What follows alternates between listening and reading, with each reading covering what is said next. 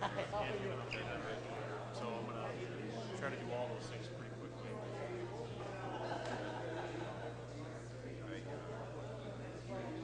Things go okay this morning. Yeah, I thought that was a good discussion. Our meeting was good, and then you had the one before. Oh yeah, yeah, I did. Our board's a little cautionary about the Pretty good for executive. and pushing back just to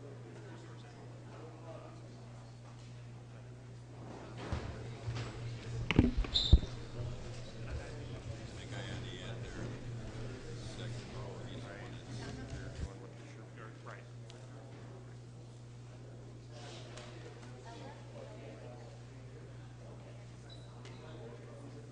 travel.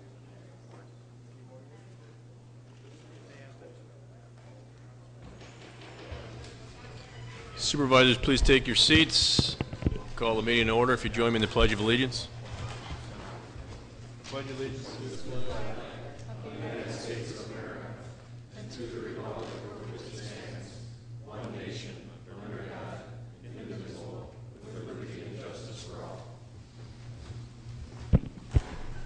Welcome this evening. If those in attendance would push their P and plus button, please. 1 second. Let me get the system going. I will note that we've got quite a few absences tonight. Supervisor Gail Gentz, Supervisor Zerban, Supervisor Kubicki, Supervisor Celebrate, and Supervisor Haas have all phoned in that they will not be in attendance this evening. And it appears that we're missing someone. Who are we missing?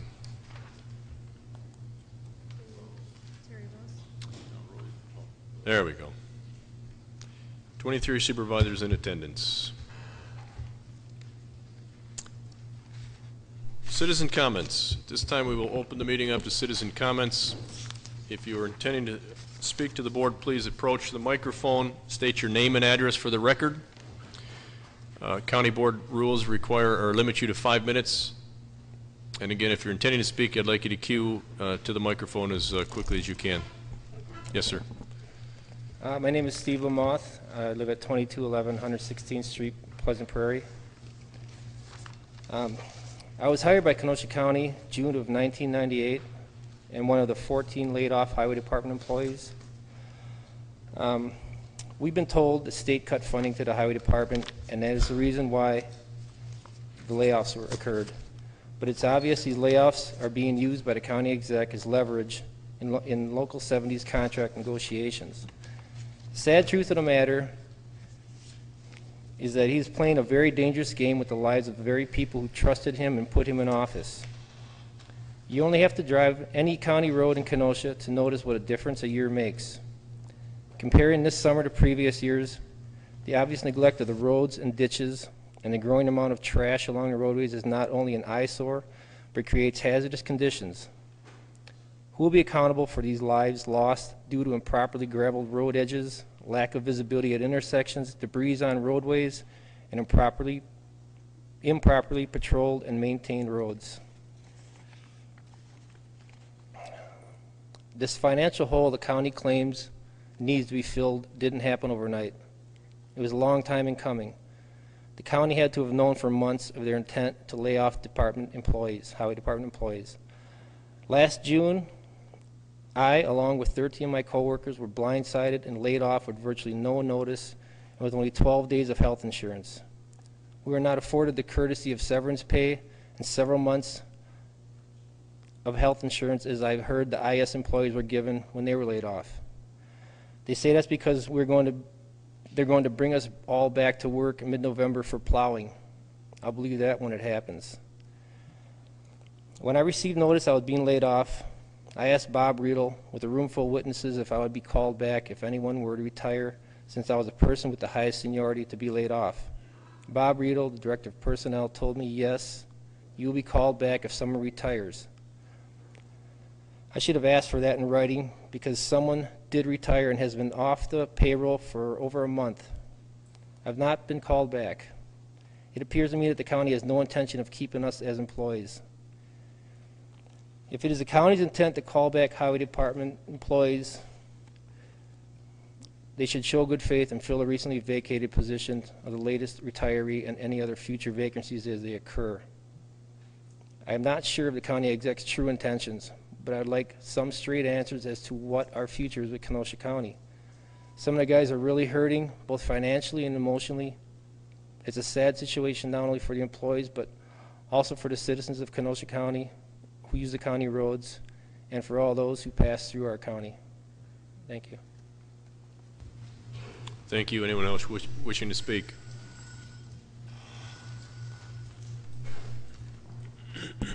Hello, my name's Mark Montague. I live at 7835 36th Avenue. I'm also part of the Highway Department employees. I represent the local as the president. Yes, we were told that there was some severe funding difficulties, and we were instructed once that total deficit was recouped, we'd be able to bring the guys back to work. Several people have given me some information on the math, and since June 18th to September 10th, according to our numbers, and I know we have people here that are very good at them, it's $268,867 that the county has saved and should be able to plug that hole. If that's the issue, I don't know how many times you need to try to add this up, but I'd be happy to sit down with somebody and discuss that. The other thing that Local 70 has always been a mainstay with the department is that we've always been willing to work along with the department and with management. And just as an example of that, we were asked to sign a memorandum of understanding, which has to do with some prevailing wage job that's on Highway 158.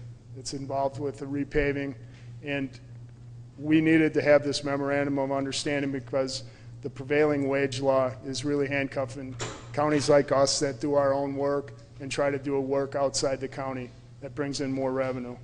So we sat down with management, Gary, Bob, and Vicki, and we signed this. We haven't seen it back from the county yet with the signatures of their side on it, so we're hoping we will. Just this bid that we were able to obtain will bring the county another $275 in revenue. So we're trying, and we're thinking outside the box, and we need to get these guys, 14 guys, back to work, and I appreciate your time. Thank you very much. Thank you. Any other citizen comments?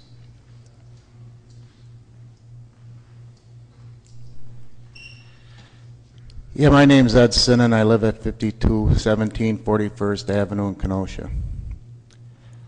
I'm not a businessman at all, but I do know that over the years of the parks and the highways and everything else that's involved, that some of the departments have been in the red quite a bit of times. There's no reason that I can see why some funding can't be moved into the others like it has been many times in the past. In my opinion, this is just a way to stick it to us because of our contract coming up.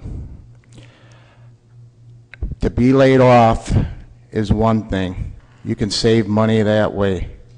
But to take the health insurance of people away is taking their life away. I begged Jim Cruiser to give us our health insurance back immediately. We have enough money to cover the loss that we already take. I personally hit harder than anybody in the whole county being laid off because I have my wife that's literally on her deathbed right now, and you try to get help and doctors to help you when you don't have insurance, it's impossible. You go to emergency rooms, they don't care to do all the testing that you need. Heart attack or something might be different, they'll fix you up, but with the problems that we have here, I'm not sure how much longer my wife is going to make it. Jim, I'm begging you to give us our life insurance, our health insurance back as soon as possible.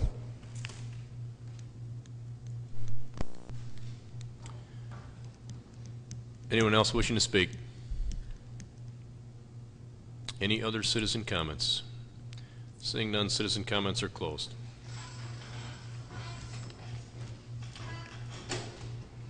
Announcements of the chairman, I have a few.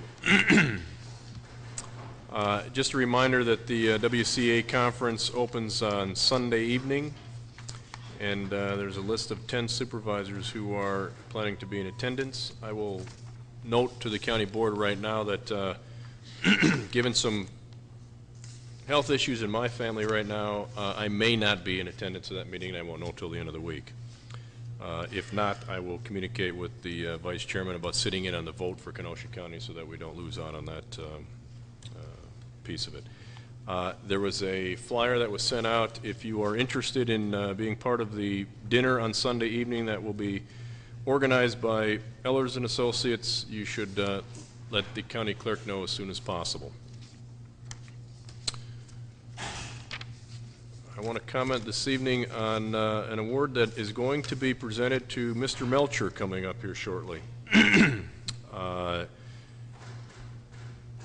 I just received this today myself, so it is going to be, he's going to receive the 2010 Friend and Advocate Award for UW Colleges and UW Extension. He will receive the award Thursday night at the Chancellor's Awards Banquet in Madison, and this is in recognition of all that George has done, recognizes individuals outside the organizations outside of UW Extension that have given substantial support to the institution's outreach mission at the local, state, national, and international level. And certainly George has always been a champion of UW Extension and a strong advocate for all that they do, and his involvement as Director of Planning and Development and his close ties and close working relationship with UW Extension deserves the recognition that he will receive on Thursday. And our recognition and appreciation go out to George.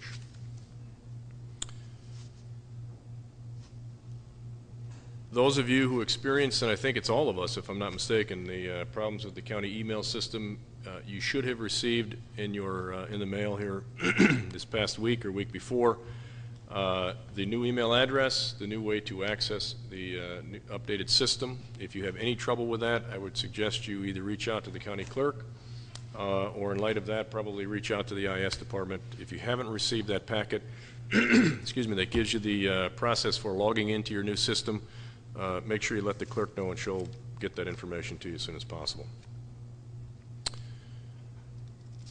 A week ago, Thursday and Friday, a contingent of Kenosha County and Kenosha representatives and partners went down to Chicago on what is typically known as the annual bond rating trip. Made presentations to Moody's as well as Standard & Poor's.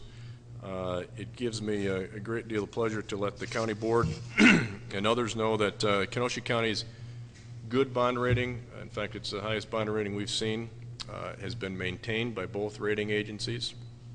We have received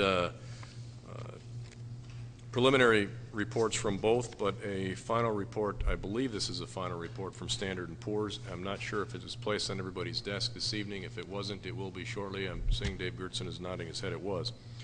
So you can certainly read through this. You'll see that we have a AA stable rating with Standard & Poor's, and I believe our AA2 rating has been upheld by Moody's.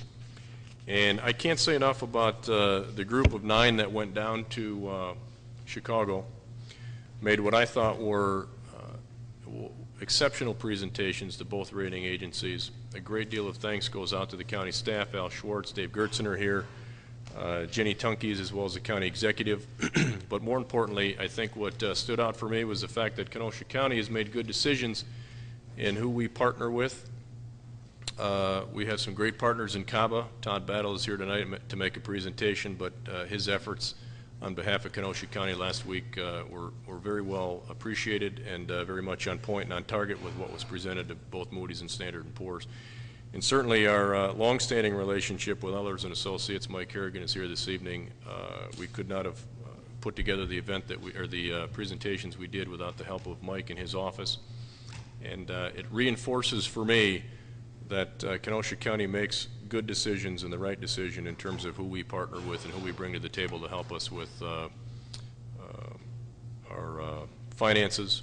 And it was very well evident last week, Thursday. And a special thanks to Chairman of Finance Committee, Joe Clark, who I know has been through the process before as Chairman of the County Board, as well as his involvement in the Finance Committee.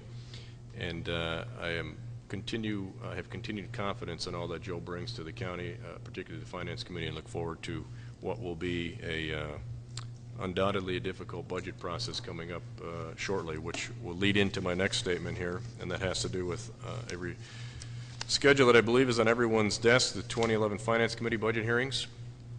I urge all the supervisors to attend as many of these meetings or hearings as they can.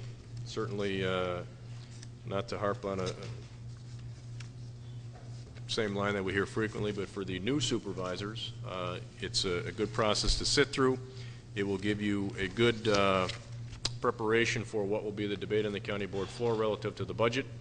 It will give you exceptional insight early on in the process, so when it does get to the county board, you're prepared to ask the questions, maybe get some of the input that you might be looking for up front. So I'm going to urge everyone, if they are available at any of these times on the calendar that's on your desk, to please do your best to be a part of these budget hearings.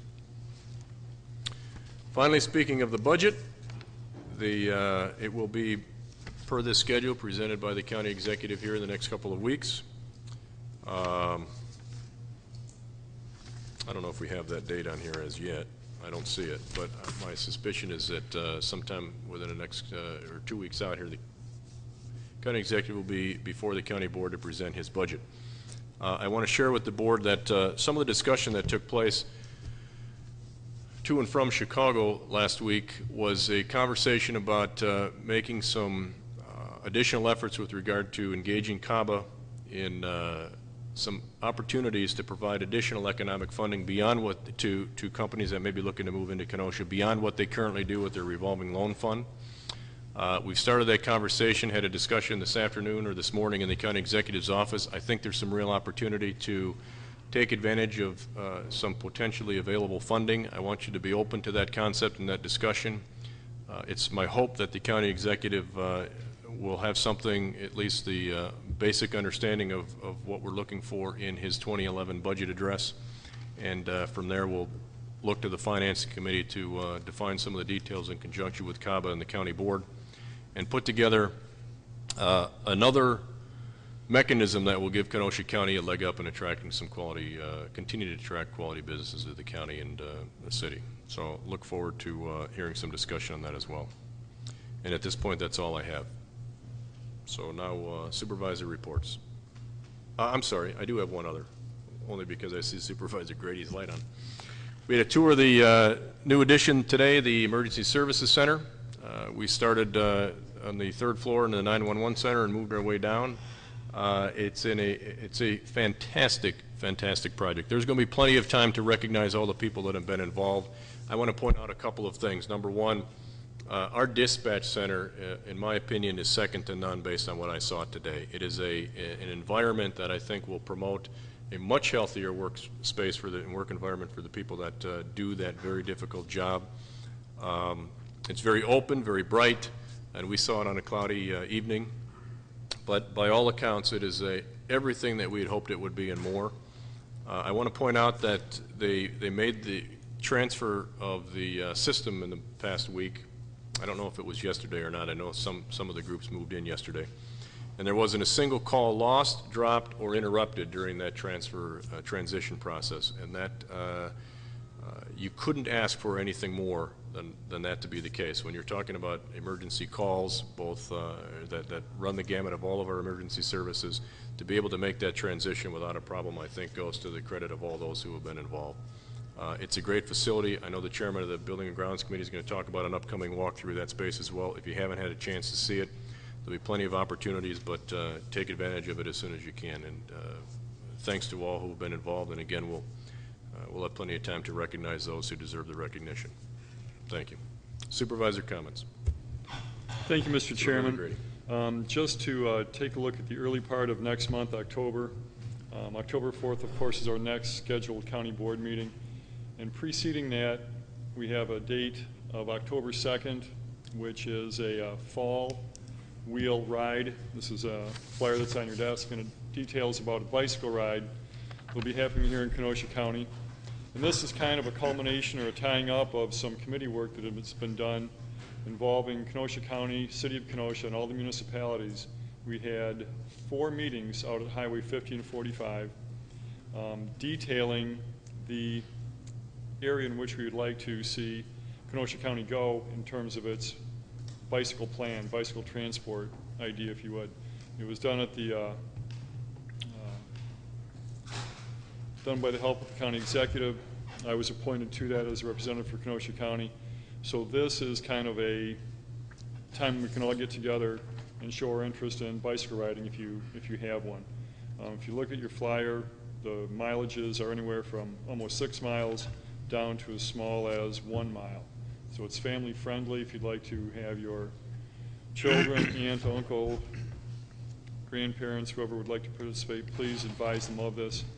And Mary, can I ask of you that the following things I'm going to enumerate, could we also have these somehow disseminated to all county board supervisors so that we can have a email update that this is going on, at least for the supervisors not in attendance? I'd like to have them apprised of this, and then the following things I'll mention. Tuesday, the 5th, I'm sorry, I'm going to back up. Monday, October 4th, is our committee meeting for Building and Grounds. We will be meeting at Kemper Center. We'll be meeting at the room which is on the northernmost aspect of Kemper Center. And we'll assemble there. We're going to tour 2 of the buildings on the Kemper property. And they're the smaller buildings. One is known, I believe, as the Child's Place or Children's House, and the other is called the Bishop's Quarters.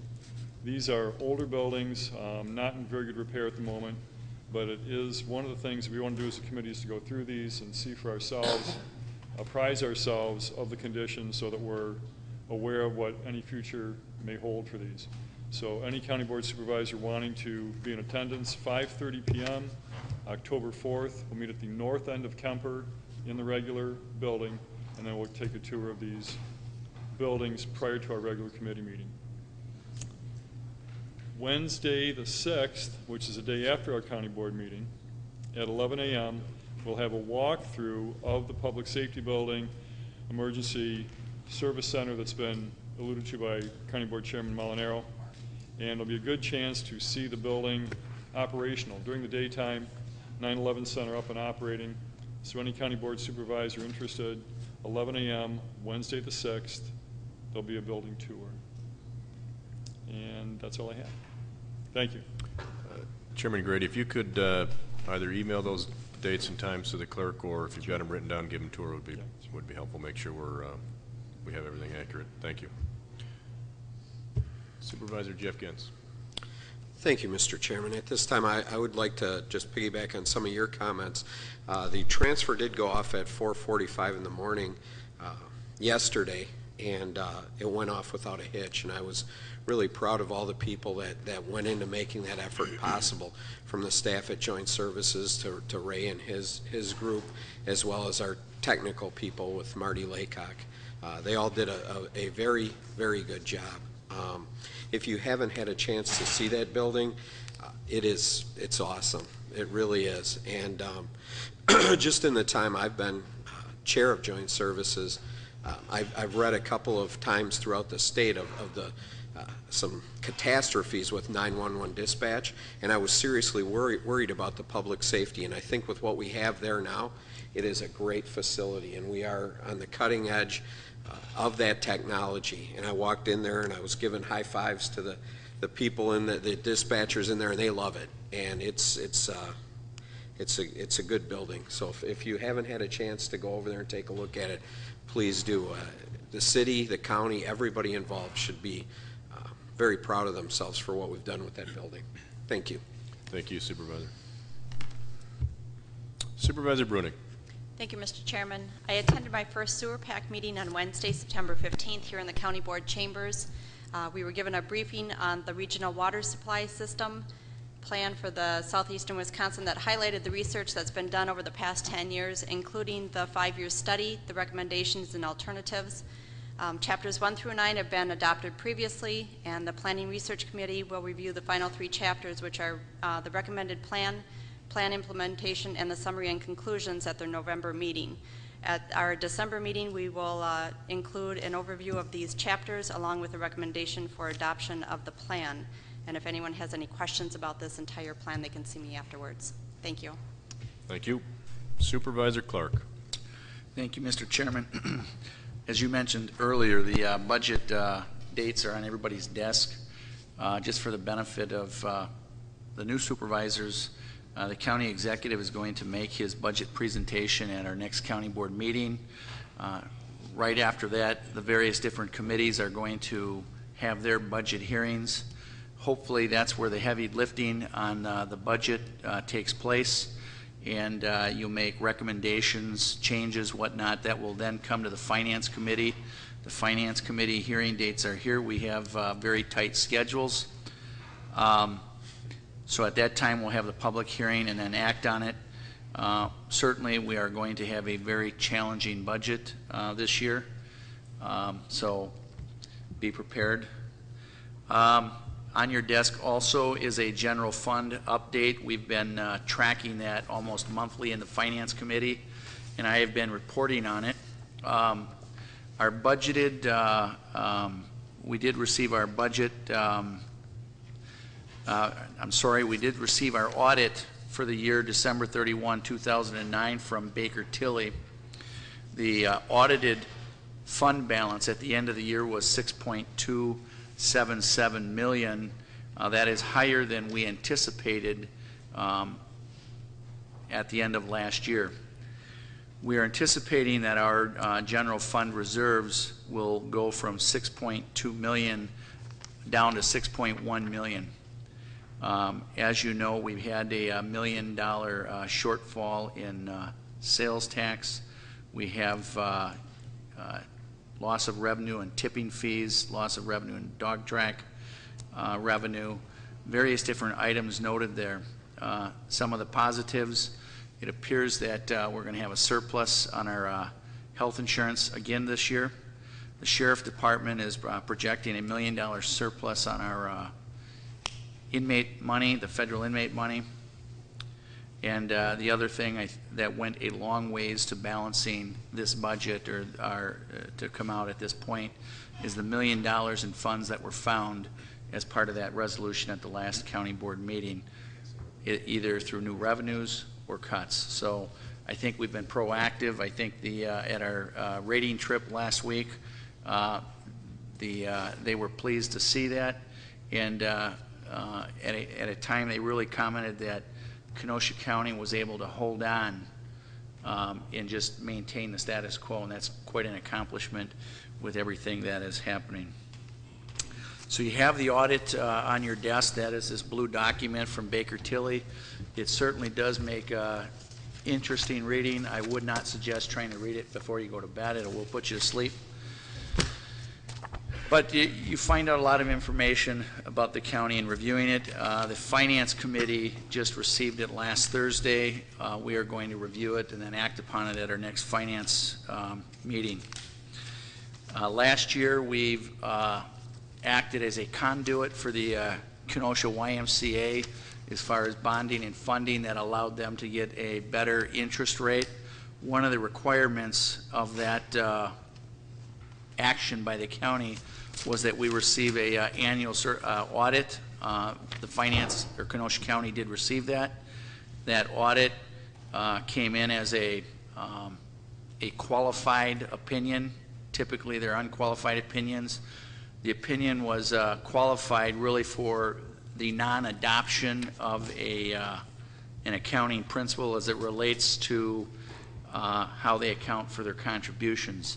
This was an issue that was known when the Finance Committee acted on the resolution last year, and they are in good financial standings based on the audit.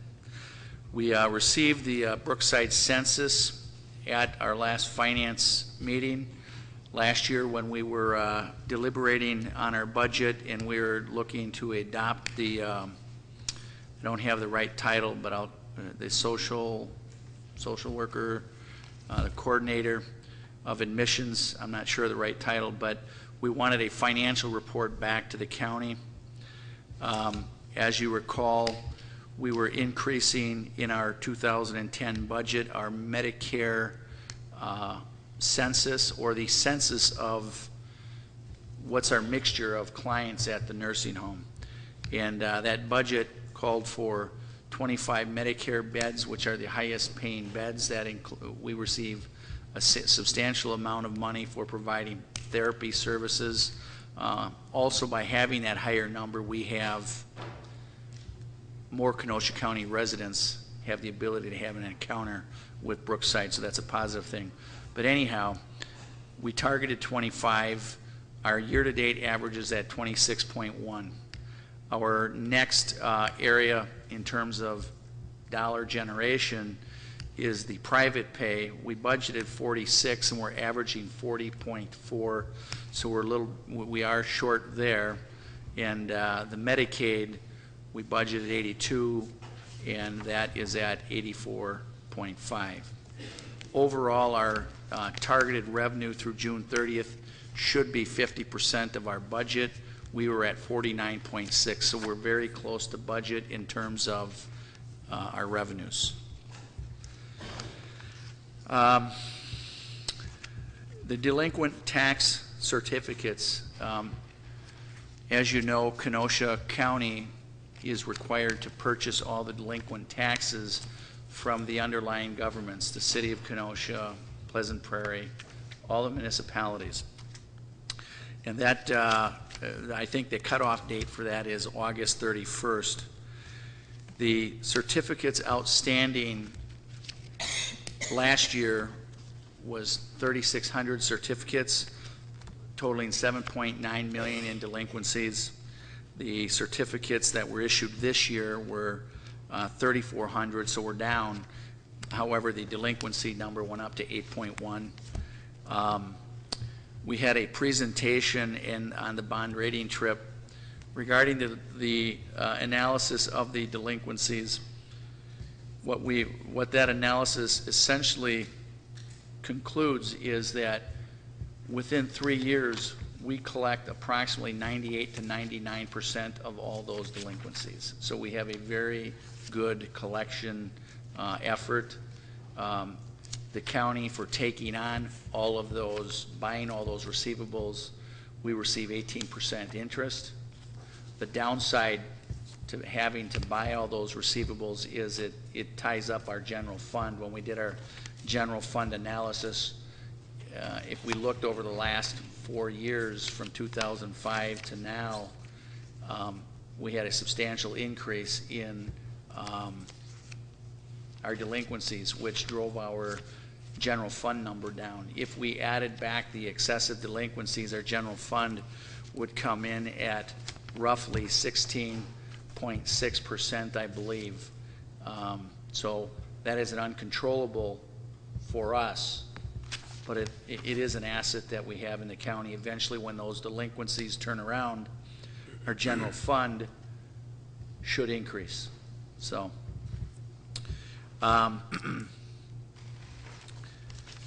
we had a report on the public safety building budget and where they were. They were within budget. We had contingency dollars available. There are they had savings in areas that allowed them to look at various different upgrades or different things that they had on their wish list or what they wanted to do. They were able to do some of those things. They are evaluating some other projects. Finally, you know, the last couple county board meetings, we had the reports from the laid off employees. It's troubling for me to see this.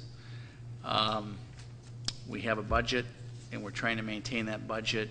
I did ask the county executive today, as I've asked before, when's the last time we met with them? When are we going to meet with them and negotiate? And I was told that the last time they met in July, the door is open to negotiate at any time. And I understand that the next time that they intend or want to meet is sometime after October 5th. To hear this gentleman who lost his insurance, who has his wife dying, and doesn't have insurance is troubling. And I would think that they would be negotiating around the clock. So I hope both sides get together. So with that, Mr. Chairman, I conclude my comments. Thank you, Supervisor Clark. Just one final comment, if I may, on what Supervisor Clark mentioned. You talked again about the rating that came from the 2 rating agencies. I want to point out that there were certainly a couple of areas they would like Kenosha County to look at, and as we have done in the past, we will be proactive in addressing any of their concerns, any of their thoughts or recommendations, and we will have a response to them as we do in a timely manner. Seeing no other lights, we will proceed. Clerk. Mr. Battle? Oh, I'm sorry. I asked Todd Battle, President of Kenosha Area Business Alliance, to come in tonight to give us a brief update on where things are at with regard to CABA, economic development, your strategic plan, et cetera. And I told you that I'd have you up here by about 7:45, so I'm off by 20 minutes, and I apologize for that. Well, I'll just talk for about 2 hours then. All right. Just kidding. Thank you for having me, ladies and gentlemen. My name's Todd Battle. I'm the president of the Kenosha Area Business Alliance. We are a public-private economic development partnership here in the Kenosha County area. We've enjoyed a great working relationship with Kenosha County and kind of carrying out our economic development mission. And as Mark talked about me coming tonight and perhaps presenting a short presentation to the board, we thought about the way that would go. We thought it'd be good to share some of the information, some of the economic development updates we shared to Moody's and Standard & Poor's, so I'm going to highlight a few of those. I'd like to talk briefly about an incubator project that we're in the process of pursuing, and then I'd give you some updates on some regional economic development activity, and then I'd close just with the kind of look at our strategic plan that we adopted about a year ago and where we're at and where we're going. I put several items on your desk. I'm going to talk to some of those briefly. You can look on those as you like. I'm just going to hit some highlights, but there's lots of good material there. As we prepared to join Kenosha County and your management team and leadership team in a presentation to Moody's and Standard & Poor's, we were asked to kind of collectively summarize what we saw happening in the community from an economic development perspective. There's about a 4 or 5 page report in your packet that kind of summarizes that. And when we made this report last year, it was substantially more pessimistic. As we opened the report, in the interest of full disclosure, we're communicating to the rating agencies things we know about mass layoffs, things we know about business closings, and those types of things. And in 2009, that list was substantially longer. This year, we opened the meeting with an update on Chrysler and what we knew about the engine plant, and that was the extent of the plant closing or mass layoff notices that we were aware of. And then we moved quickly into what some of the good things we're starting to see happen. A few that I'd highlight, there's a list of expansions, locations, new investments in the community. A couple we'd highlight. Albany, Chicago is an aluminum die casting company that's making some significant investments into their Pleasant Prairie facility. Recently, they've done 2 fairly significant expansions and continue to see positive traction as we're starting to bounce back from some of the conditions we experienced in 2009. Bradshaw Medical's about 4 years ago was a startup medical device maker that formed a company, started out in the business park of Kenosha. Just about 3 weeks ago had a ribbon cutting, 2 weeks ago had a ribbon cutting for a new 30,000 square foot state-of-the-art engineering and manufacturing facility they built in the business park of Kenosha.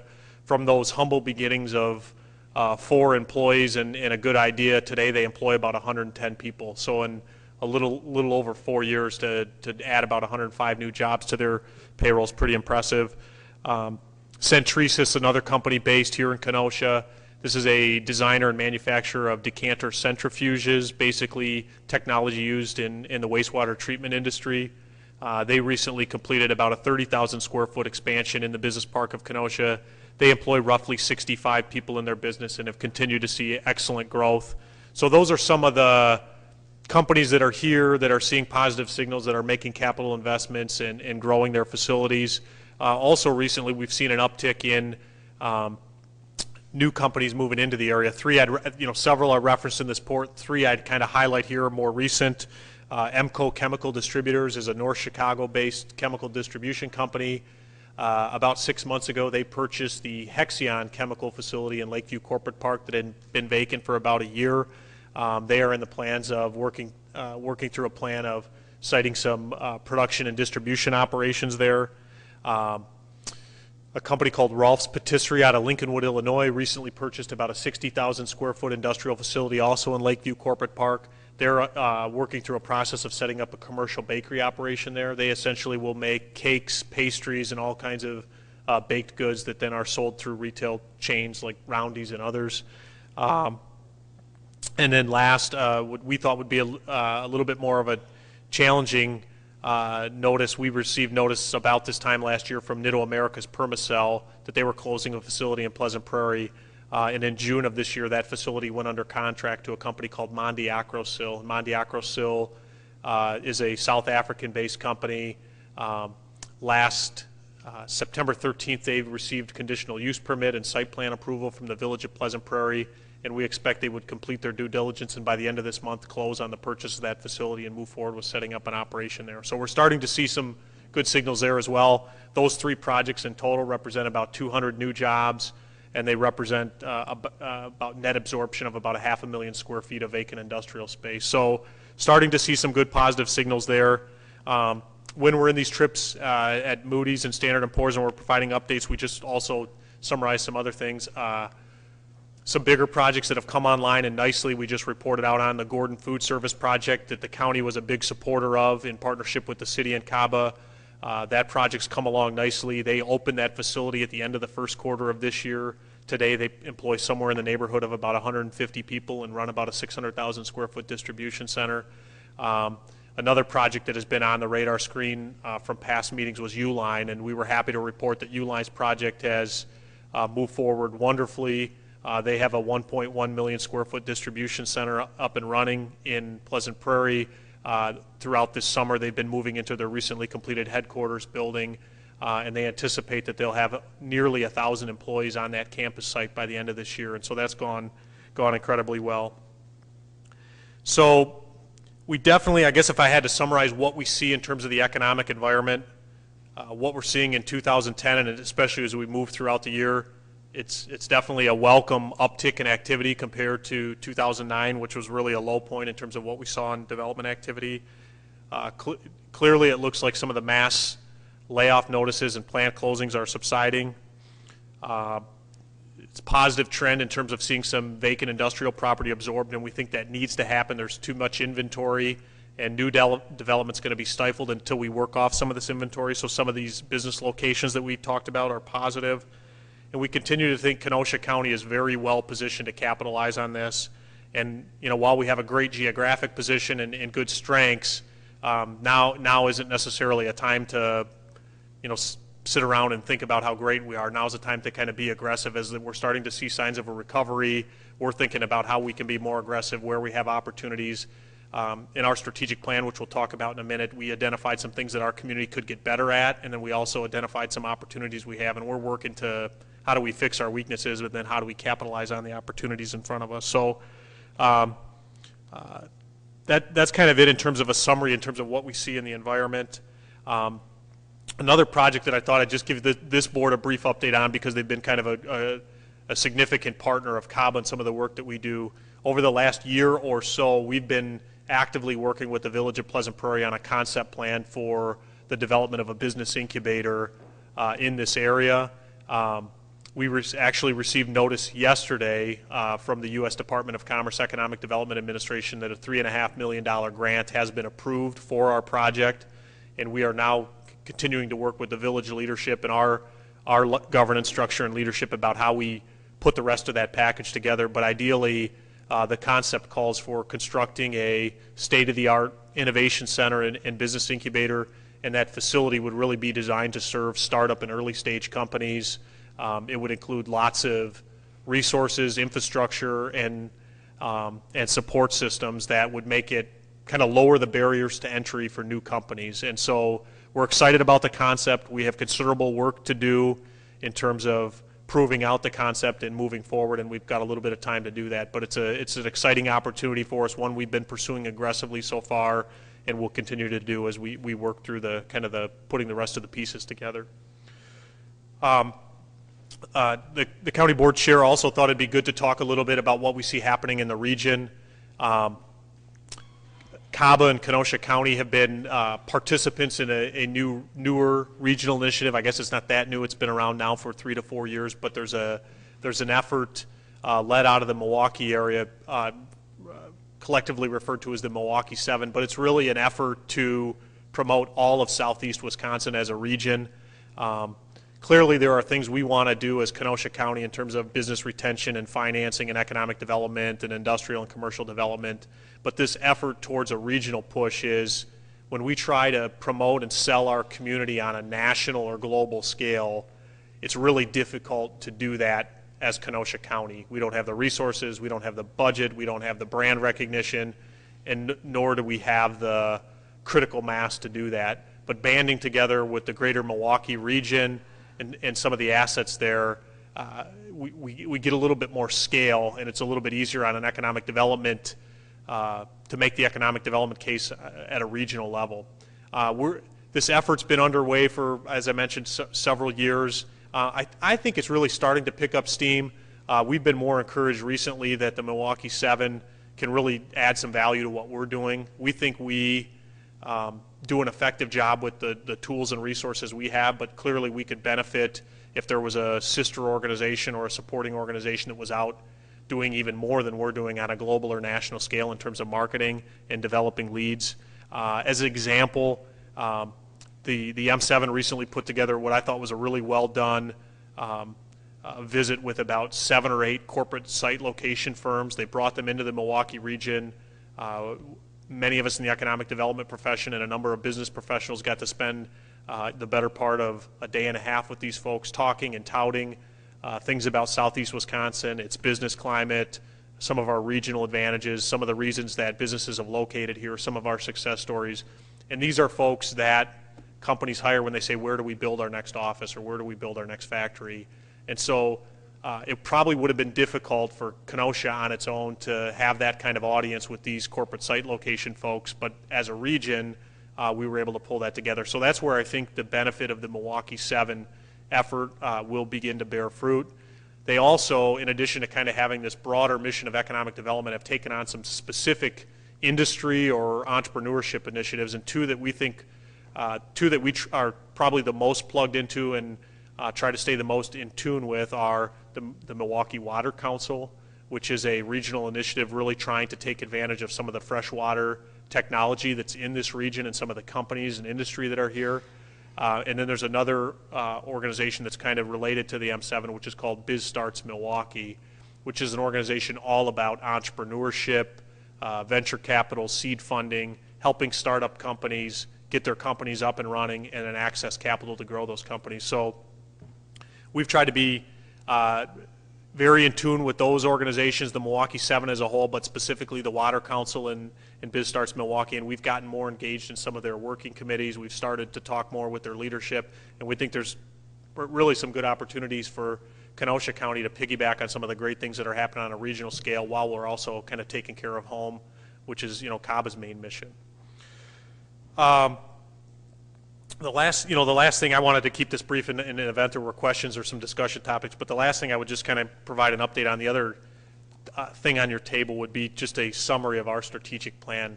About a year ago, our board finally adopted a revised strategic plan, and this was probably about a year in the making in terms of the work and the research, numerous focus groups, one-to-one interviews with business executives, talks with workforce development officials, interviews with educational leaders, and so on. It was a really kind of a broad-based approach to, what does Kenosha County do well?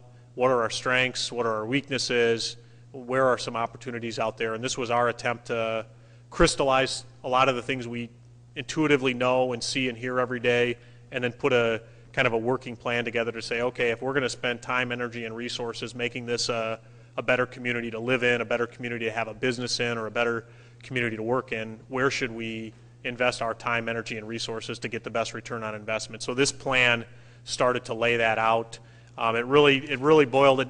There's a lot in it, and you're seeing an executive summary. There's about 110-page, more full-blown kind of detailed report. It's on our website. I could get anybody a copy of it also. I have a couple with me, but that goes into a lot more depth, and it's really more kind of an execution plan for how staff and our leadership starts carrying this out. But it really focused on kind of 5 guiding principles. focus on retaining and expanding our existing business core. If we're going to be successful in the economic development space, we can't focus on a million different things and watch businesses walk out the door as we're trying to do a million different things. So it was kind of be focused on keeping the core businesses and employers that you have in the community and helping serve those companies while you're looking for opportunities to grow. It was also, it called for us to be more forward-looking. As we did this plan, we were in the midst of what people have called the worst recession since the Great Depression. So it said, you know, don't retrench now, be forward-looking, plan ahead, look to the long term, invest in your infrastructure, be positioned to rebound when the recovery starts. And so the plan addresses that. It talks a lot about talent, education, and workforce development issues as being critical to our future economic development. If we don't have bright people and we don't have good schools and we don't have great colleges and universities, we're already behind the curve in terms of being able to, you know, have companies and businesses be successful here. So it was a real call to focus on that. It talked about we called it the fourth principle, a connected county, but it really talks. Connected means a lot of different things, but it meant in terms of development, in terms of infrastructure, in terms of transit, in terms of broadband. Really meant make sure that your community, your focus is on growing the entire community and don't have pockets of development in areas that are struggling. You know, bring the community around together. And then lastly, it called for us to be a little bit more aggressive with telling our own story. The one thing that we hired a firm out of Texas to help us with this, and we did that specifically to use an independent, objective firm to tell us what they saw from the outside. And at the end of the day, they said, you guys have some really great assets. You do some really neat things. You've got a lot of success stories to tell. Tell them more often. You know, be more aggressive in telling your story. There's a lot of things you guys can do to tout Kenosha County and its advantages, and sometimes you maybe take those for granted, or you assume people know, or you're humble and you don't want to brag. But you can use some of these wins that you've had to really tell your story and do it more consistently and do it more regularly, and it's going to improve your economic development brand recognition. So those are some of the key points. I think we're making progress on all of those. You know, yes, we'd like progress on a lot of those areas faster, and yeah, there's a lot of things in there that, you know, we still got to get to, but I think it laid out a framework for us to work in, and so I think we're making progress on it. And continue to be pretty optimistic about the position we find ourselves in today, and looking for, you know, good things ahead. So that's kind of a, you know, I guess a 5 to 7 minute overview of, you know, what I see in my day job as an economic development person serving the greater Kenosha County area. And I'd be happy to kind of stop there and entertain any questions or comments or feedback that all of you have about, you know, what's going on in the community, or things you're concerned about or interested in. Todd, I appreciate the update. I think that points to the impact that we had down in Chicago with Moody's and Standard & Poor's. You know, we do have a great story to tell in Kenosha County. We have seen a significant amount of success when so many communities I don't think would be able to go in and make the presentation that we made in terms of the development that's happened over the last 12 months, given all that we've faced. So I appreciate the report again this evening, and if there are questions, I see Supervisor Gable has a question. Yes, sir. No, you don't. Okay. Supervisor Arrington, question? Yes, sir. Thank you, Mr. Chairman. First of all, the presentation is very forward-thinking and very, very positive for our community. You may have this number or you may not have this number. Roughly, about how many jobs do you think this outlook is going to be available for the people within the area? In terms of? Well, we have all the companies that are starting to build out here. So, is there any numbers that you could possibly think how many jobs may be available as this continues to go forward for the people? If I could, maybe just do you have any numbers on what we created what was created new job-wise in 2010, based on some of the examples you provided in your report tonight? Yeah, I mean, in a like grander scale, like probably even just between some of those three major projects, like in the 2009 period, like a Gordon Foods, a Uline, and a Affiliated Foods, there were, roughly 1,500 new jobs created. In terms of, the majority of those that are new positions are basically they're flying a flag and hiring. When in an instance like Uline's a corporate relocation out of Illinois, so they bring a lot of their talent with them, and then as they staff new positions, they start to build up. So maybe some of those positions are transfers. But I would say this, if you look at like our, we have a number of companies that have migrated here from other areas. And so when they first do that, if a company moves from Illinois and comes into Pleasant Prairie or Kenosha, people are sometimes a little bit less than thrilled about it. They say, well, they're not going to create any new jobs because they're just moving from Illinois and they're going to keep their same workforce. Well, we've heard that argument, but I guess I would say the facts really bear out that once those companies establish roots here, initially, yeah, they may bring some people with them. Those people may then choose to reside here. But over the long term, those companies become increasingly local, especially as they bring key operations here. And the more hiring they do, the more established they are in the community, it really starts to be they are local employers. The other point I would just make is when we did our strategic plan and started looking at this, the one thing we should really keep in mind, Kenosha County's labor force is about 85,000 people, plus or minus. It fluctuates a little bit depending on how you count it. Only about close to half of that, about 41 or 42,000 people commute outside of Kenosha County for their full-time day jobs. So we have a pretty regional workforce because we're this medium-sized community located in the heart of this corridor, and we've got a major metro area to the north and to the south. Lots of our work, we're in ways we're a bedroom community. Lots of our workers work in other places. So that's been to our advantage a little bit.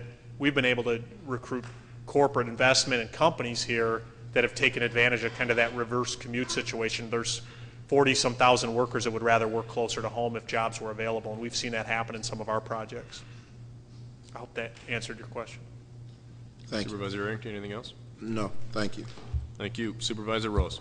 Thank you, Mr. Chairman. And let me say that I support wholly the efforts of CABA. I think they've done an outstanding job, particularly in Pleasant Prairie and other parts of the county. But my concern as a city representative is that what I see is a tremendous loss of jobs in the city with deterioration of a good many of the neighborhoods in the city. We've seen the loss of Arneson, Frost Company, LeBlanc Company, a good deal of Snap-on, some of the manufacturing facilities at Jockey. We've seen Holmes go, American Brass, Lattice Tri-Clover. I mean, these are just a few of the companies that are names of the past. I think there's got to be a special effort made by CABA and government as well to start focusing on what I see is a good deal of job deterioration in the community, in the city of Kenosha, housing deterioration, because if we don't have this strong central city, we're all going to suffer in many ways with increased crime, problems of collection of taxes, people moving outside of the city. And I think we've done an outstanding job at CABA with the development, particularly Pleasant Prairie, some of Summers, and other areas west of 94. But we've got to make that special effort in the city if we are to survive as a vital community as a whole. Thank you. Supervisor Rose, I would only make the comment with regard to your statement, which I think holds a great deal of credibility in terms of the facts you point out, that the city of Kenosha now goes all the way out to Highway MB. And the business park of Kenosha, which is now west of Highway H, which is, well, has been west of Highway H when it was developed, is part and parcel to the problem. And that as we continue to expand the boundary and expand the borders of the city, to the detriment to some extent, I think, of what you're referring to, which is the core of the city and the business development that could or should take place there, and maybe that's part of the problem. So I don't know if, Todd, if you'd like to respond at all to that or not, but... yeah, I mean, I think the points made were valid, and we struggle with that a little bit, and I guess if we were king for a day and, Uline and Gordon Food Service came to us and said, hey, we need to build this, $100 million investment, where do we do it? We'd say, hey, let's build it in, let's build it in the heart of the city. That's where we get the most economic impact. But lots of times the client, the corporation drives, the site location decisions are driven by things that we don't necessarily control. And I hear your point about emphasizing, taking a special emphasis on our downtown or our core city and our urban core, and I think those points hold valid, but there are times where if we said it's got to be in the core urban area of the city or it's not, or we're not going to, or we don't want it, we'd lose out on some deals too. So I hear that point, and we just struggle with how do we work on the core urban area, how do we improve the downtown. That's becoming an increasingly critical area. I don't think we have a silver bullet or all the answers. I mean, we're open to good ideas and suggestions, but we're also trying to, when we have opportunities in front of us, kind of strike while the iron's hot and take advantage of some of the opportunities we do have, whether they're in the core city or not. My understanding is there remains pressure to the town of Paris for the city to expand even further. So maybe there's something to be said about all this expansion, and to your point, and there could be some discussion there. I'm sure Paris would welcome that conversation. Anyone else with any questions? If not, Todd, I appreciate you coming in, and the update was certainly informative. Thank you. Thank you.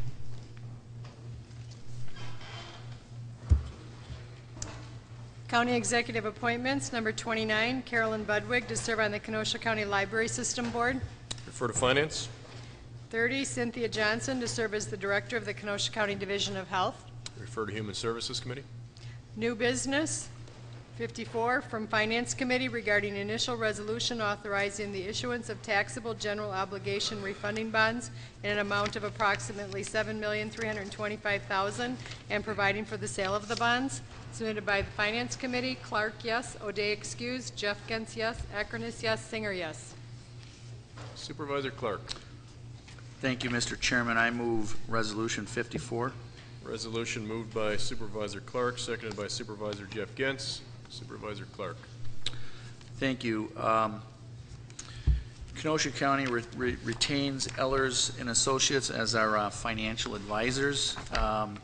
One of their tasks is to review the opportunities that Kenosha County has to refinance their bonds to gain savings for Kenosha County.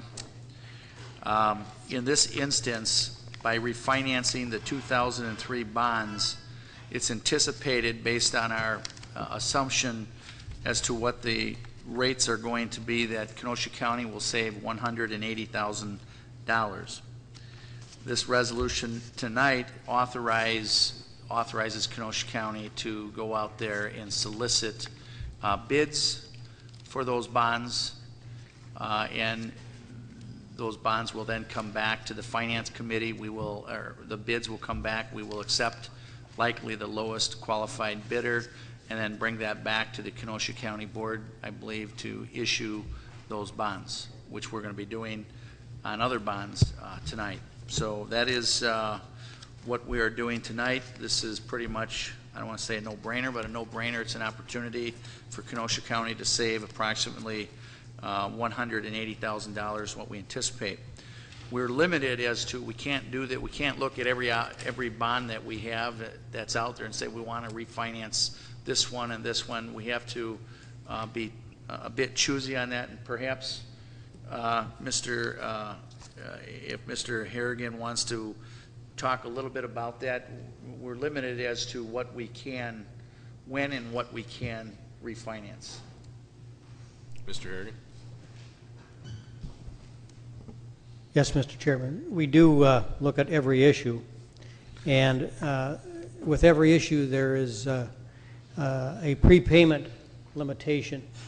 It's called a call feature to the bonds, and we have the ability to advance refund certain of these issues when we get close enough to the call date where we can obtain efficiency in the process of obtaining an escrow account to do it. So it comes down to a mathematical calculation as to whether they will work given the current interest rate environment and how close we are to that call date. And so in this case, this is the opportunity to be able to take advantage of current market conditions to advance refund this issue. And the savings as a percentage of principal being refunded is, I believe, in approximately 2.9%, which is in excess of the 2%, which is your standard for when you would proceed with this in terms of its consideration. Thank you. Supervisor Clark, anything else? No, thank you. Any discussion on resolution number 54? Any discussion? Seeing no lights, 54, 55, and 56, I will point out, require a 3/4 simple majority of members present. All right. As such, it will require a roll call vote. If you're in favor of resolution 54, you P and plus. If opposed, P and minus.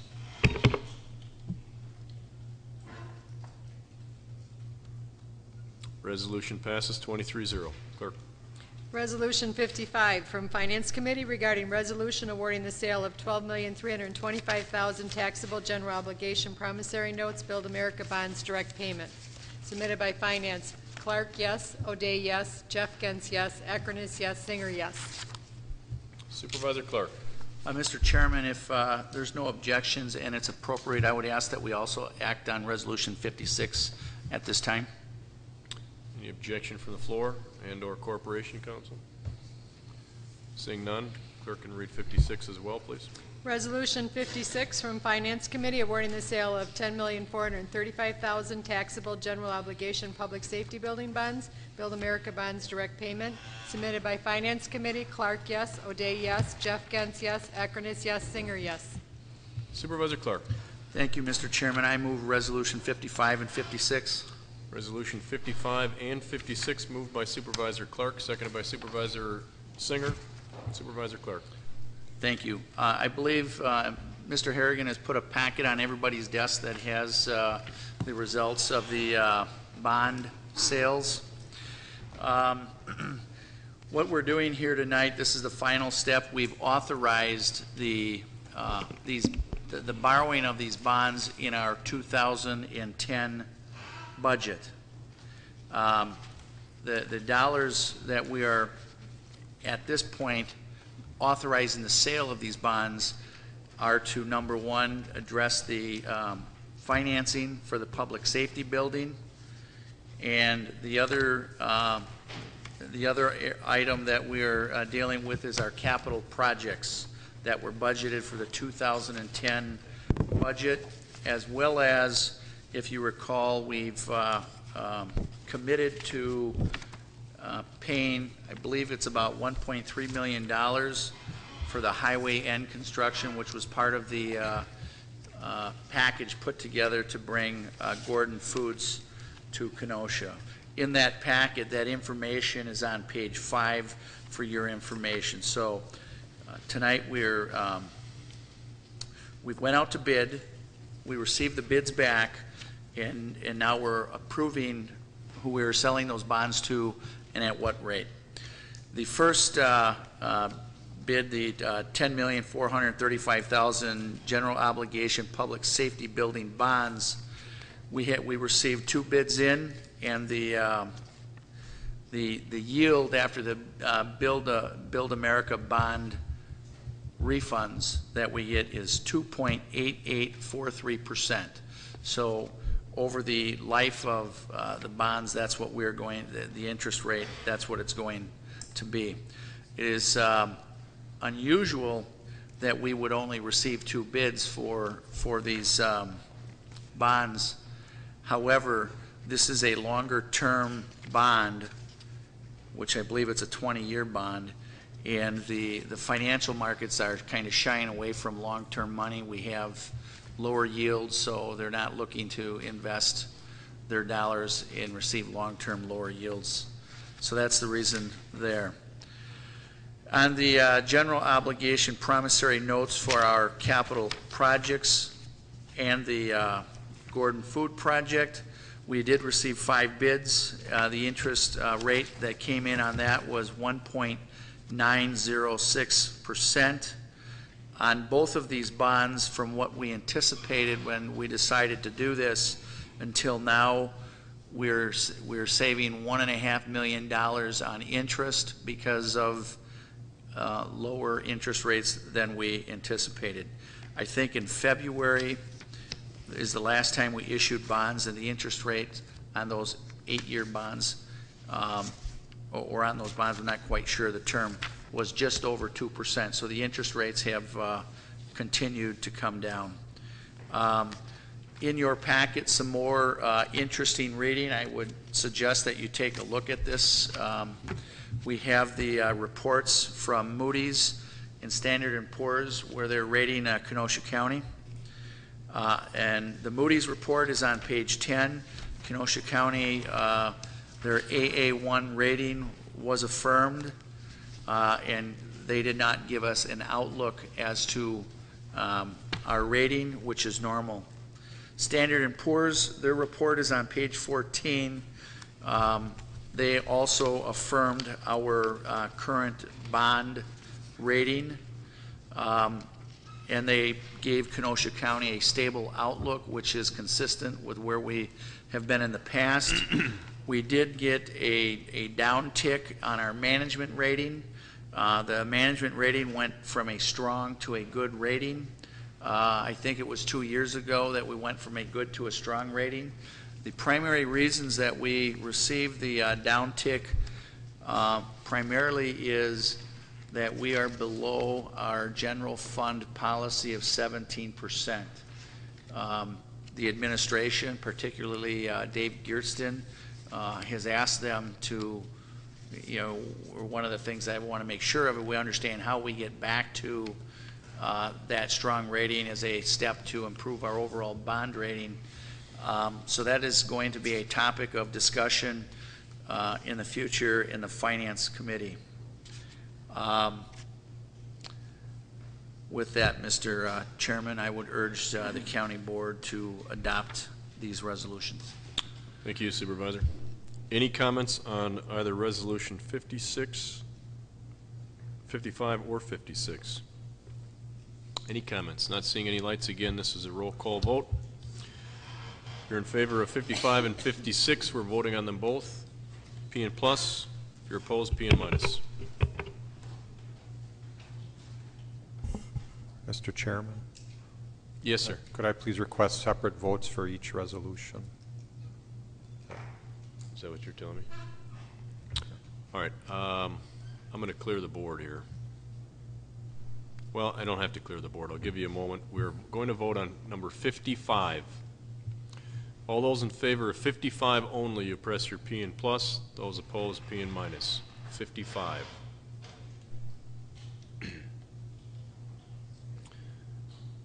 So we have all 23. So unless you're going to change that, Resolution 55 carries 23-0.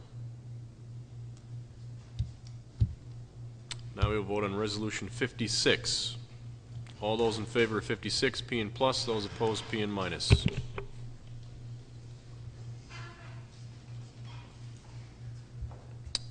Resolution 56 carries 23-0.